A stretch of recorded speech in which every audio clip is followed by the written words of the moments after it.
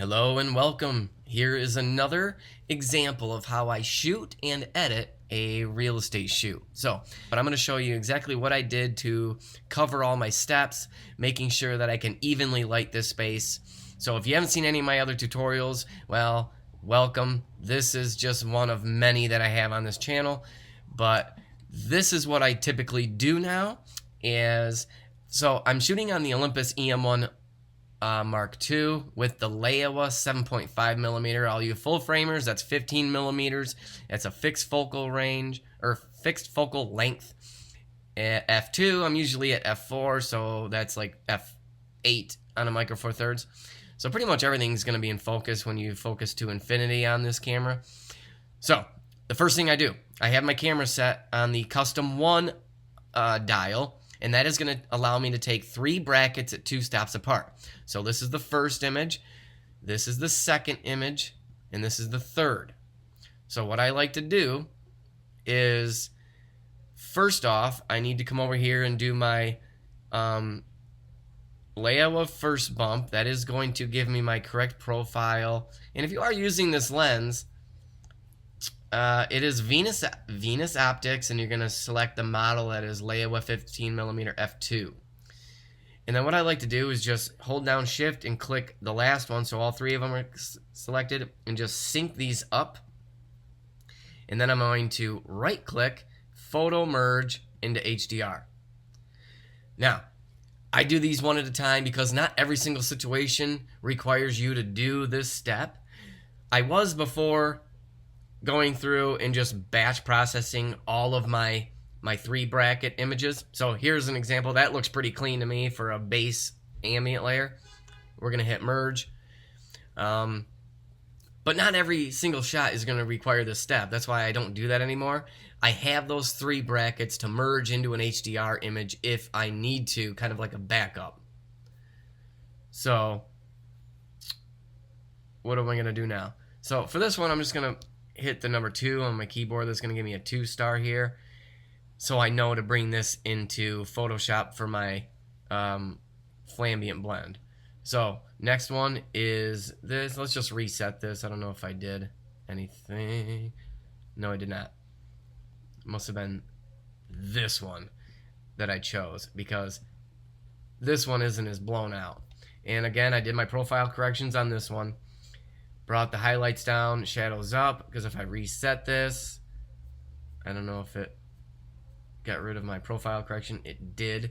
So I just got to do, where is it? Leiwa first bump, bring that exposure back down.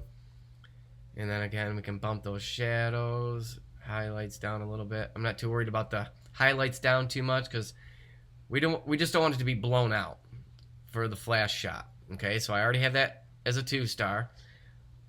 What's this next one? And again, this is going to light the kitchen, so I do not care about blowing out anything else. That doesn't matter. We just want to be focused on this part. So this one is set. And again, I'm not going to go through each one of these. I'm just showing you what I did to them. And then, so in order to match this to this, we had to come over here and do a flash pop. So when we do our gradient blend, that'll look good. And I think that's it, because the hallway will be blended with that, and we'll do color correction using the flash. So we're just going to hold down Command and select all our 2s, right click, edit in, open as layers in Photoshop. Now, the lighting setup that I'm using now, I'm not using the Godox 8600 anymore. I think that's just too big and a hassle to carry around. Y'all think probably I'm crazy because I constantly am switching up the gear and the methods that I'm using, but it literally is just, constantly working on something that is, or a system that is going to work.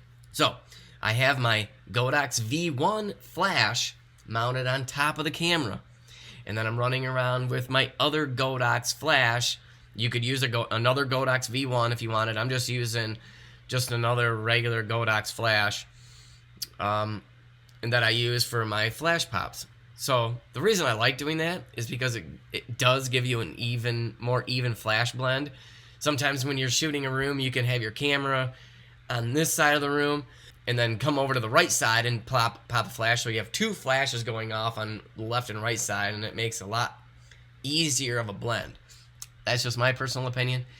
And really what it's doing is it's eliminating a lot of the unnecessary shadows that we get from ceiling fans. I mean, there's no ceiling fan shadow. Once in a while it'll put it down here on the wall, but it'll be very faint. And again, I have an umbrella on me all the time if I cannot do a ceiling bounce. So anyway, let's look at the layers that have come in here. So ambient layer, that's our base. It's not really our base layer, but it is in a way. I'll show you how we're going to use the flash to correct for color to use this as our base layer. Kind of like luminosity mode, but a little different. I'll show you. So we're going to shut that we're going to shut the ambient layer off. We got to keep coming down here until we're working with these two. So we're going to do select this layer, and you can actually come down here to this layer mask and hold option and just click on it. It'll create a black layer mask for you. Come over here to the gradient tool, and we're just going to slide over there. Now what we need to do is we got to keep merging these layers until we're down to one flash layer. So we're gonna highlight both these. I held command and clicked on it, right click, merge layers. Now we just have that into one. Click on this one, and we're gonna change that to lighten mode. And so we're just kind of lighting this side over here. This looks a little blown out. So what we could do is select this, come up here to filter, and where is it? Or view, is it? No, filter. Where is our, yeah, camera raw filter. Click on that. And we're going to do, let's just bring the exposure down a little bit on this one. Like that. And maybe the highlights down. And we can bring that exposure back up just a little bit, and then hit OK. There we go. And so if we got that, that one looks good. Now we can command and click and then merge layers. So really what you're doing is you're working on all your flash layers, trying to condense them down into one flash layer. Now we can turn our ambient layer back on and bring our flash layer to the top and change your flash layer to color mode. And if we toggle that on and off, you can see that it just eliminated a lot of the color cast. So I've been going back and forth. Do we want to do that method, or do we want to, what happens if we keep that to normal and just change this to luminosity mode? I don't know. It's really tough because does it even matter? Let's go back. We'll change this to normal. The reason I like doing the flash layer, and I'll show you why, is because now we can just Command J to duplicate that flash layer. And let's see what normal does. It brightens it back up.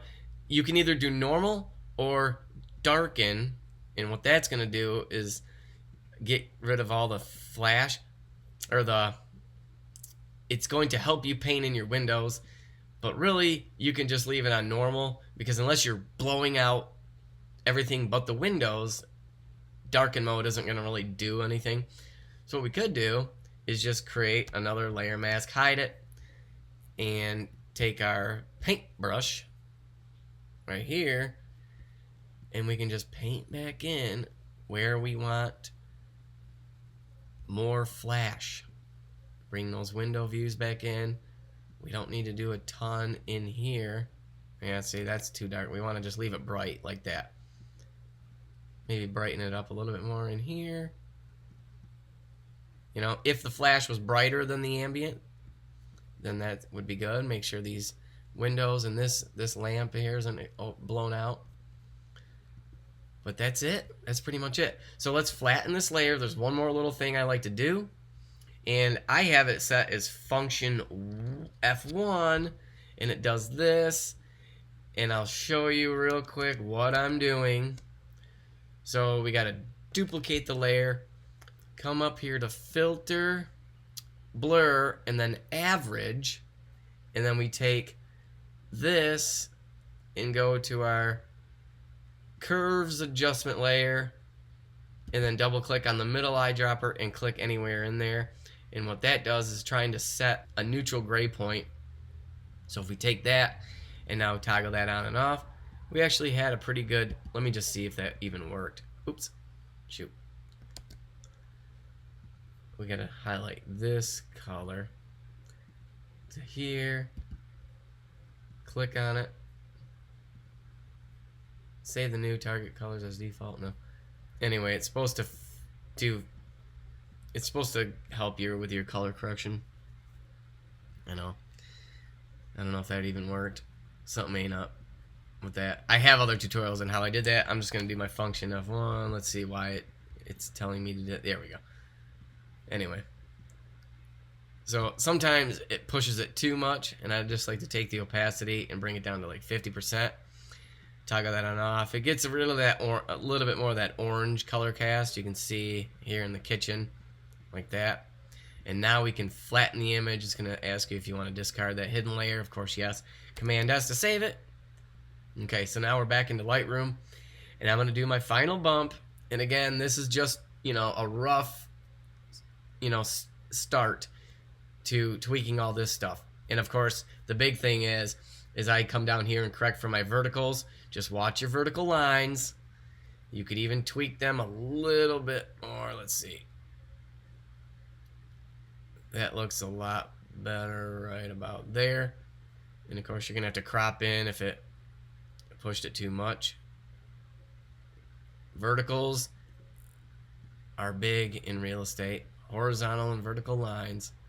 Making sure that everything is squared up. I like that. So here's another trick. If your presets will get you close, what I like to do is just work from the blacks to the exposure, just this part here. And what you do is you hold down Shift, and then you double click each one of these sliders, and it's going to adjust it to the exact point where those need to be. And then sometimes I'll come back to the black after I've adjusted the exposure, and then double tap that one more time. Sometimes it readjusts depending on what these have done. Okay, so there you go. That is how you evenly light a big open space, whether you have the lights on or off. Again, I'm torn because if the house has a lot of natural light and it doesn't have a lot of lamps in it, and lights off is fine. But a lot of times, realtors, 90% of the time, I found that they just want the lights on. So make the lights work to your advantage. With this, using flash, it's going to help with that color. You're not going to get the color cast, and as long as you're overpowering these lights with your flash, you're going to be able to get the correct color, and it's going to look a lot better than if you were to just do like a 3 bracket HDR and try to white balance it, because you got daylight coming in. These are a lot more orange, than maybe even this lamp. You can tell that this is orange, more tungsten than this lamp, and then this one's a different color, and we have sunlight coming in that's different colors all over the place, and that can throw off the color of carpet. It'll change the color of the walls even. And of course, some people are going to criticize me for not going far enough. You can see a little bit of color cast into here and stuff. But you know what?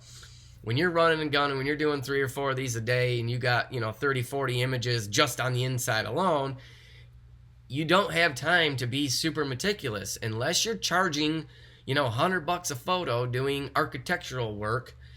You really can't afford to. You're losing money. You're gonna be basically bleeding yourself down to minimum wage effort and get burned out in this job. So you have to get it close enough, and get your presets, get presets, get what am I trying to say? When you're in Photoshop, make sure you're doing custom actions and all that kind of stuff. You're saving 2 to 3 seconds an image. That adds up to hours a day when you have to sit at your desk. And again, sometimes you don't even have to do all this. This is just one example of a certain room that needs that much work. I'm going to try to show you real quick, if you're still hanging with me, a shot. Here's one. This is why sometimes I like the new method that I'm running with a flash on top of the camera. Let me just reset this. Resetting this. This is what it looked like straight out of camera, and I did this on purpose on site. I just did one flash pop. And again, doing one flash pop allows me to shoot a flash on top of the camera, so lighting the room and then lighting this hallway. Because I think, yeah, this is the final image. I don't know if I brought it into, yeah, I did, because it has a TIFF file. I did bring it into Photoshop, but you don't really have to. So I thought this is the flash pop here, but I needed to light this if we were gonna just keep it to one and done. So where is it? Yeah, it was this one that I went into this hallway and did a flash pop, and of course it was a little hot right here on the wall. So if we brought that, that doesn't even work. But my point is sometimes if there's no windows, you can get an even lighting, even exposure, and be done with it. So the reason why I brought this one into Photoshop is because I had too much color cast and I wanted to do my color correction, you know, through that.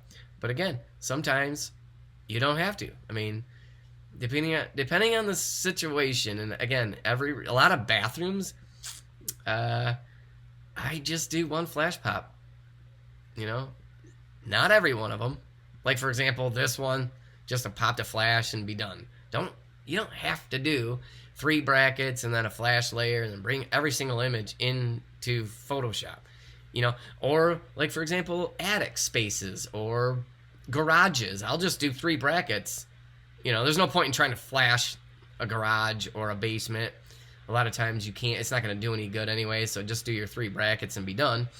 But stay tuned. The next video I'm going to put out is going to be exactly how I run with this lighting setup and what I do, you know, where to pop the flash, how to connect everything to your camera and all that stuff. So again, thanks for watching, guys. I hope this helped. Leave me a comment if you have any questions, or if you have any other methods that you are using that you have found to be super beneficial in comparison to what I'm doing. So again, thanks for watching. Have a great day, guys. Bye-bye.